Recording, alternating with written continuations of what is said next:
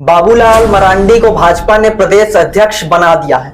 अब इसके मायने क्या है, राजनीति कैसे करवट अब बदलेगी, ये जानना बेहद आवश्यक है। अभी इसी को लेकर हमारे साथ न्यूज टेल के संपादक कुमार कुणाल जुड़े हुए, उनसे जानते हैं कि आखिर अब किस तरफ राजनीति करवट बदल रही है। बाबूलाल मरांडी बन गए हैं प्रदेश अध्यक्ष, अब कैसी स्ट्रैटेजी भाजपा की होगी, कैसे करवट अब राजनीति बदल रही, क्या देख रहे हैं आप? देखिए, भाजपा की रणनीति बहुत साफ, बहुत स्पष्ट है। 2024 में लोकसभा के भी चुनाव होने वाले हैं और विधानसभा के भी चुनाव होने वाले हैं। ऐसे में भाजपा को कोई ऐसा मजबूत चेहरा चाहिए था जो नेतृत्व की क्षमता को लेकर आगे बढ़े, और ऐसे में बाबूलाल मरांडी से अच्छा नाम फिलहाल भाजपा के खेमे में नहीं दिख रहा है। और पूर्व में मुख्यमंत्री भी रहे, भाजपा में थे, बीच में छोड़ के वो अलग हो गए थे भाजपा से, कुछ मनमुटाव हुआ था, अपनी पार्टी भी बनाई थी, लेकिन बहुत ज़्यादा उन्हें सफलता नहीं मिली।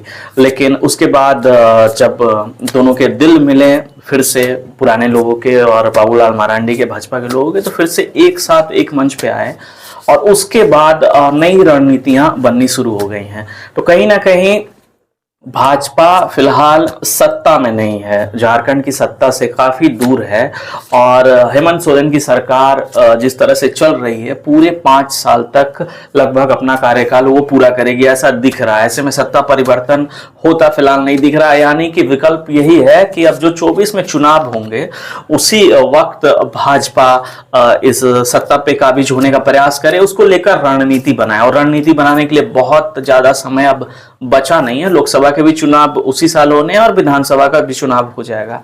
ऐसे में भाजपा के लिए बाबूलाल मरांडी जो हैं, पार्टी के जो अध्यक्ष बने, कहीं ना कहीं वो संजीवनी बूटी का काम कर सकते हैं, क्योंकि पूर्व में मुख्यमंत्री रहे हैं, आरएसएस से जुड़े हैं, पार्टी से पहले से जुड़े हैं, और अच्छी पैठ है कार्यकर्ताओं के बीच, अच्छी समझ है, राजनीति को समझते हैं, कैसे राजनीति को चलाना है, ये सारी बारीकियां जानते हैं, और केंद्र के बड़े नेताओं के साथ संपर्क में हैं। यानी कि कुल मिलाकर कहें तो बाबूलाल मरांडी एक अच्छा विकल्प थे अध्यक्ष के लिए। हालांकि दीपक प्रकाश भी अध्यक्ष थे, लेकिन उसके बाद फिर चूंकि नियम होता है पार्टी का बदलाव, हर पार्टी में एक निश्चित समय के लिए अध्यक्ष तय होता है, और चुनावों को ठीक पहले इस तरह की चीजें करना, कहीं ना कहीं भाजपा की स्थिति बहुत स्पष्ट है।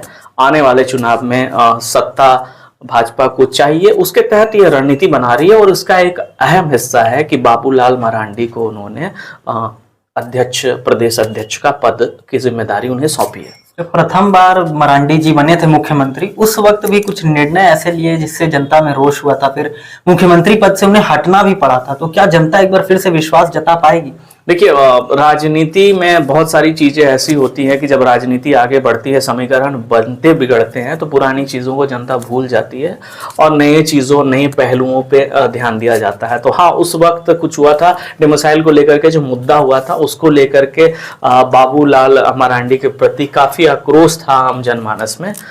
लेकिन उसके बाद से फिर परिस्थितियां बदली, चीजें बदली, और डोमिसाइल की स्थिति झारखंड में अभी तक कोई पार्टी स्पष्ट नहीं कर पाई है, स्थानीयता की नीति स्पष्ट नहीं कर पाई है। बहुत सारे मुद्दे हैं जिसको लेकर के ना जवाब भाजपा के पास है, ना जेएमएम के पास है, और ना अन्य पार्टी कहें कि मतलब वो कुछ रुख ही स्पष्ट नहीं करना चाहती है, तो एक अलग मुद्दा है। अभी सबसे जरूरी बात यह है कि 2024 का जो चुनाव होने वाला है, ऐसे में 81 विधानसभा की सीटें हैं, और अगर हम बात करते हैं 2019 में, तो 2019 में भाजपा को 25 सीटें मिली थी और सत्ता से वो बाहर हो गई थी, जबकि उससे पहले जब चुनाव हुआ था तो भाजपा के पास 37 सीटें थी और सत्ता में थी। तो कहीं ना कहीं सीटों को बढ़ाना जो है वो प्राथमिकता होगी, और इसको लेकर के रणनीति तय की जा रही है। इसके साथ साथ 14 लोकसभा की भी सीटें हैं झारखंड में। इन सीटों को ज्यादा से ज्यादा कैसे भाजपा जीते, इसको लेकर के ये रणनीति अभी बनेगी, और कहीं ना कहीं बाबूलाल मरांडी अगर नेतृत्व करेंगे तो इसका फायदा भी पार्टी को मिलेगा।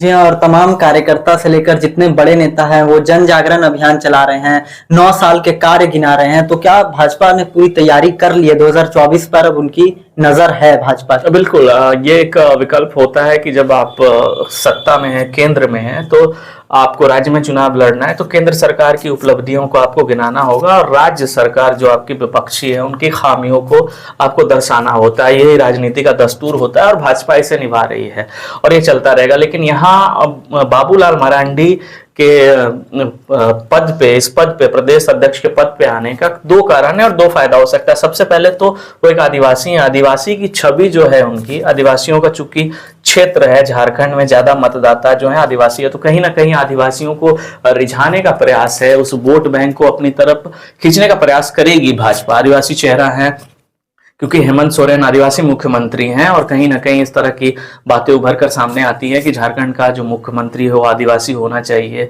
तो इससे एक होता है कि जो आदिवासी वोट बैंक है, इस तरह के लोगों में उनमें एक अपनापन महसूस होता है कि हमारा नेता मुख्यमंत्री बना है।